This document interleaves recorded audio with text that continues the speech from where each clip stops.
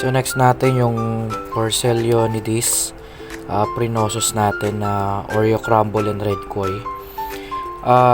Actually last year ko pa na monitor yung Oreo Crumble natin. Piling ko naubos. Hindi ko alam saan sila napunta. Ayan. May mga maliliit. Ayan, yung isang malaki. Pero aside from this one na malaki na laging naandyan, wala na akong makita. Ayan. So,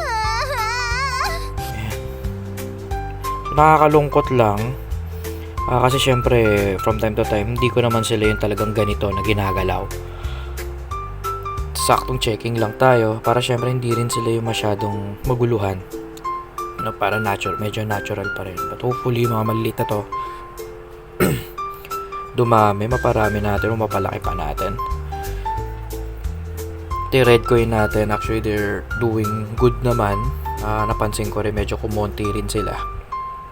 Maybe kasi ibang is umabot na sa adulthood talaga.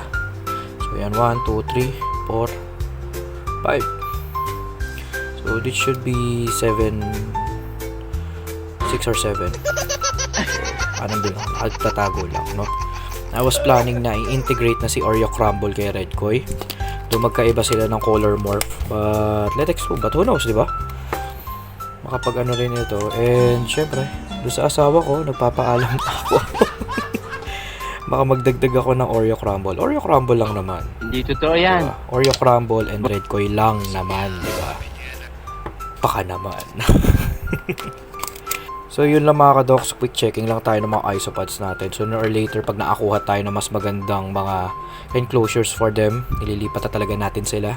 I'm still thinking kung paano natin maililipat din yung mga iso baby cell. Sobrang liliit, nakita nyo naman kanina sa video.